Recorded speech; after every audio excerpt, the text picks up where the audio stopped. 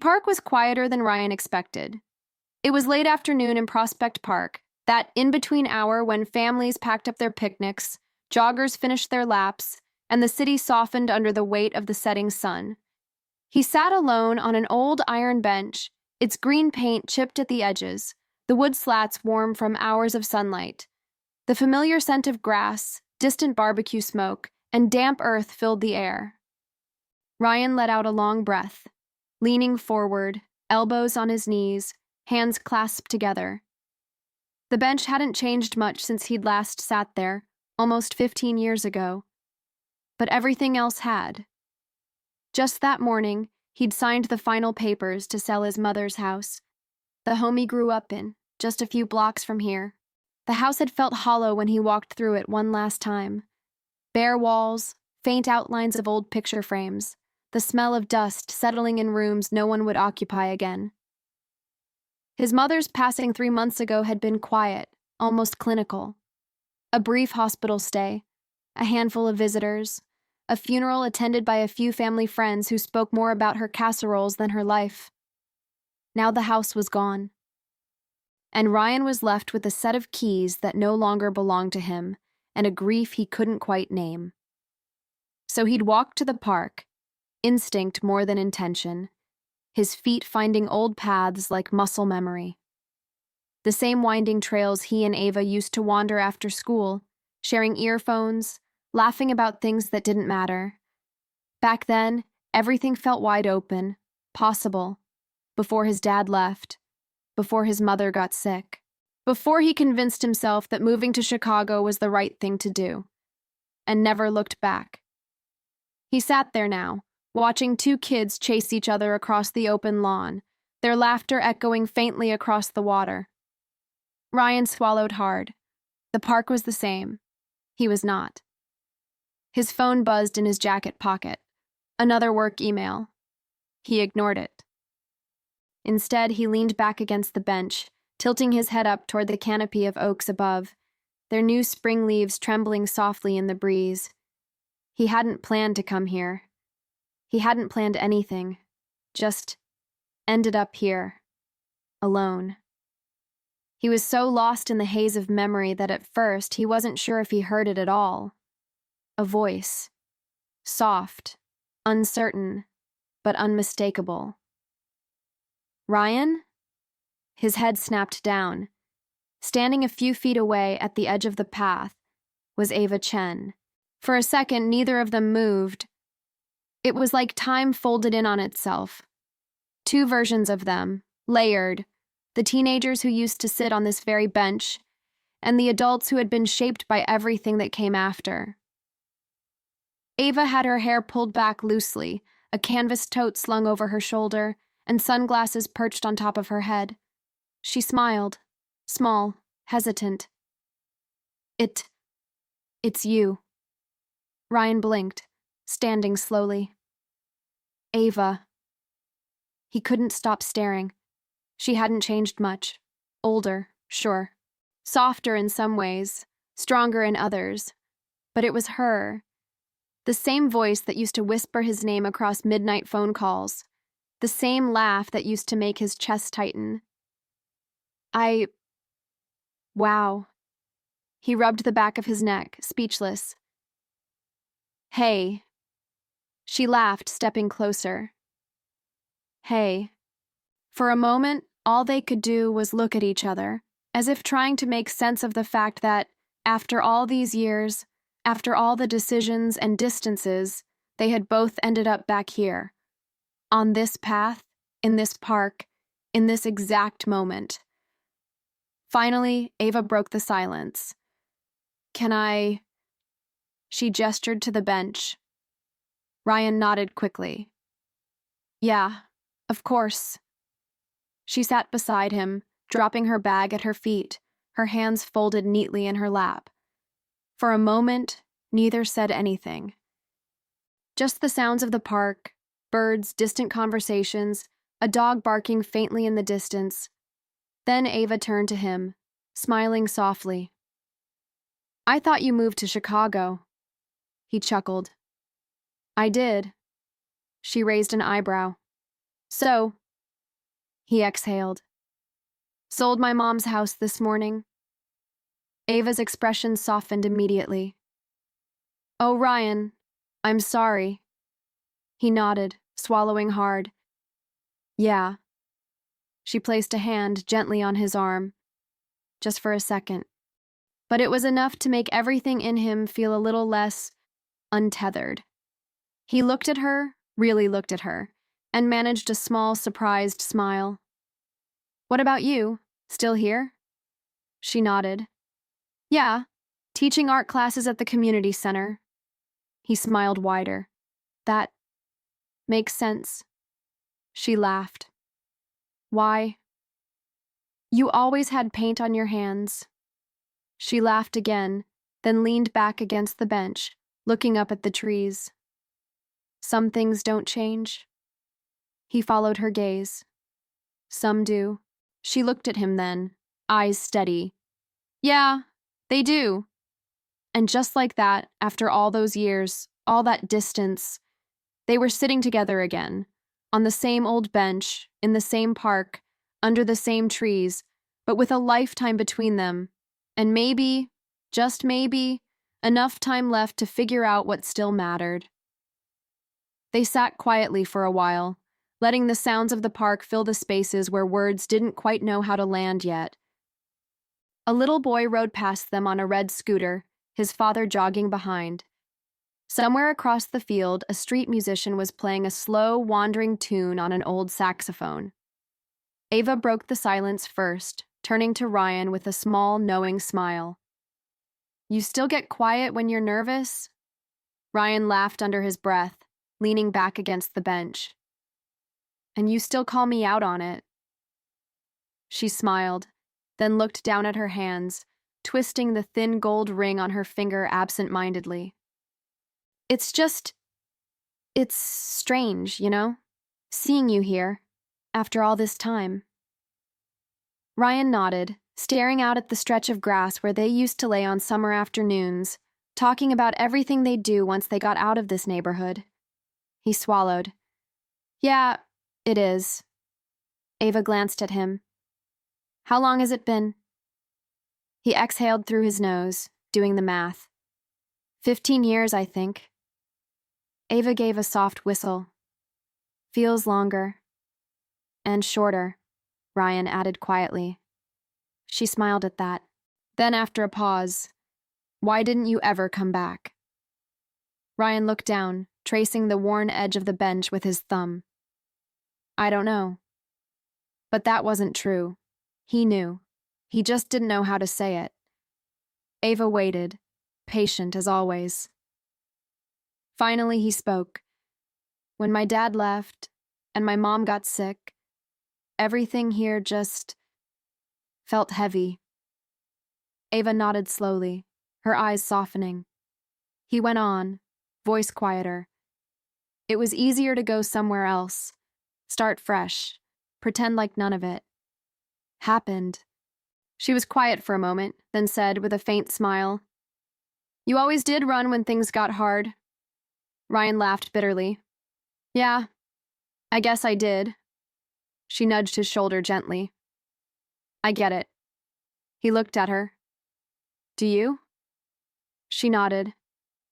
Yeah, I mean, I stayed, but I know what it's like to want to leave. Ryan studied her face. Why didn't you? Ava smiled faintly, looking down at her hands again. My parents needed me. After my mom's stroke, it just didn't feel right to go. Ryan nodded, remembering the long nights they used to spend in this park, her telling him about her mom's recovery, about the endless doctor visits and how tired her dad looked all the time. I'm sorry, she shrugged. It's life. Then she looked at him, her expression soft but direct. But I missed you. Ryan's chest tightened. I missed you too. The saxophone player across the field hit a low, winding note that floated toward them, then disappeared into the rustle of the trees. Ryan let the sound settle before asking, Did you Ever wonder what would have happened if we'd stayed in touch? Ava laughed quietly, leaning back. All the time. He smiled, shaking his head. Yeah, me too. She looked at him then, her eyes searching his. Why didn't we? He swallowed hard. I don't know. But again, he did. Because he was afraid. Afraid that calling her, seeing her, would remind him of everything he left behind. Afraid that she would have moved on, and that hearing her voice would only make the distance between them feel wider. But now, sitting here, he realized how much he had wanted and needed to hear her voice all along. Ava leaned forward, resting her elbows on her knees. You know, I thought about calling you too. Ryan looked over at her, surprised. Yeah? She nodded. Every time I walked past here. She smiled softly, then looked out across the park. But I figured if you wanted to talk, you would. Ryan winced. Yeah. A long silence. Then Ava added, her voice almost a whisper. I'm glad you're here now. Ryan exhaled slowly. Me too.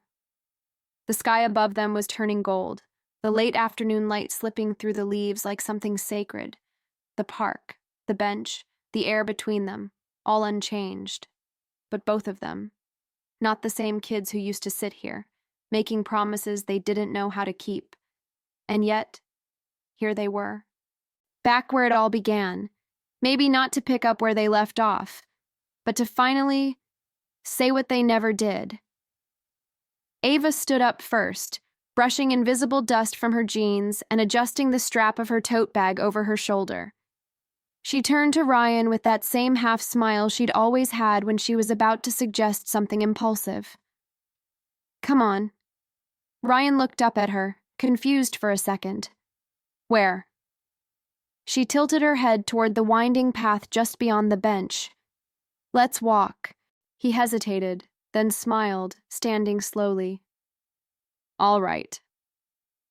They fell into step easily, moving down the familiar trail as the sun slipped lower behind the treetops, casting long shadows across the gravel path. The sounds of the city faded behind them, replaced by the soft chatter of birds settling in for the night and the occasional creak of a cyclist passing by. It was like no time had passed, and yet all the time in the world had. Ava glanced at him sideways as they walked. You still have that little scar on your hand. Ryan looked down instinctively at the faint line near his thumb. He chuckled. Yeah, from when I fell off your dad's bike. She laughed. You insisted you didn't need a helmet. He grinned. Because you weren't wearing one. She shrugged dramatically. Well, I was cooler. They both laughed, the sound light and easy, echoing through the trees. They reached the pond and stopped for a moment at the wooden railing, watching a family of ducks glide lazily across the water. Ava rested her arms on the railing, her eyes distant. I used to come here after school sometimes, alone. Ryan turned toward her. Yeah? She nodded. Just to think. About everything. He smiled faintly. You were always good at that. She glanced at him. At thinking? At being alone. Ava smiled, but there was a hint of sadness there. You always made it easier not to be. Ryan swallowed hard, looking out at the pond. I should have stayed in touch. She shrugged. We were kids. He turned to her. We're not now. She met his gaze, steady and quiet. No, we're not. They started walking again, this time slower, letting the conversation drift with them. They talked about work, his job in corporate marketing, her art classes, about their families, her dad still living in the same house, his mom gone now. About the city, how much it had changed, and how some places like this park seemed untouched by time. Finally, as they reached the old stone bridge near the park's edge, Ava stopped, resting her hand against the cool, worn stone. Remember here? Ryan smiled instantly. Our first kiss. She laughed, tilting her head at him. Took you long enough? He chuckled. I was nervous. She smirked. So was I. They stood there for a moment, both remembering that night. Two teenagers standing awkwardly in the dark, hearts racing, unsure of what to do, and then, suddenly, doing it anyway. Ryan leaned against the bridge now, exhaling slowly. God, feels like a lifetime ago. Ava nodded, her voice softer. It was. He looked at her, taking in the curve of her smile, the gentle lines around her eyes that hadn't been there before, and felt something settle quietly inside him. Not regret, exactly, but the sharp realization that sometimes life doesn't take you away from people because you stopped caring. It just keeps moving. Ava pushed off the bridge and turned to face him fully. I'm glad I ran into you. Ryan smiled, the most honest one he'd given all day. Me too. She took a step closer. Do you have to head back soon? He shook his head. No plans. She smiled wider. Good. The light was fading fast now, the park slipping into that soft, quiet hour when everything feels a little more possible. Ryan looked at Ava, standing there in the same park where everything between them had once begun, and thought about how easy it would be to just let her walk away again.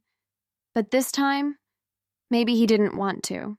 They kept walking, following the path as it curved around the lake, their steps slowing with every turn, as if both of them knew that whatever this moment was, it was nearing its end, unless they chose otherwise. The city lights were starting to flicker on beyond the trees, a quiet reminder that life kept moving, even when you wanted it to pause. Ryan shoved his hands into his pockets, glancing sideways at Ava. She was looking straight ahead, her face calm, but her fingers were fidgeting with the strap of her tote bag, twisting it over and over. Finally, she broke the silence. Are you flying back soon? Ryan exhaled. Tomorrow. Early. She nodded, chewing the inside of her cheek. Chicago still home? He hesitated. The word home didn't land quite right. It's where I live. She smiled faintly at the distinction. You could stay for a bit. Ryan looked at her, surprised by the suggestion, but not entirely. Stay? She shrugged, like it was the most casual thing in the world, but her voice betrayed something deeper, something hopeful. Yeah, see some old places. Catch up. She smiled, then added with a soft laugh, maybe finally beat me at chess? Ryan chuckled, shaking his head. Not likely. She laughed too, then grew quiet again. He could feel the question she wasn't quite asking. Are you going to disappear again? And he could feel his own answer rising, clearer than he expected. I don't have to go tomorrow. Ava looked at him, her eyes searching his for a moment, then softening. No?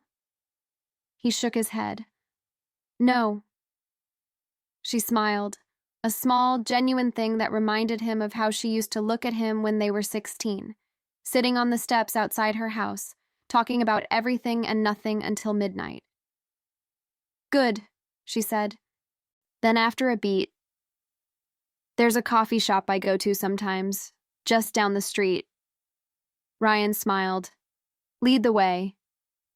They walked slowly out of the park together, past the old playground where they used to sit on the swings for hours, past the baseball field where he once struck out in front of her, and she teased him about it for weeks. The air was cool now, the city buzzing quietly around them. And for the first time in years, Ryan didn't feel like he was walking away from something. He felt like he was walking toward it. As they crossed the street, Ava glanced at him, her voice casual but loaded with something unspoken.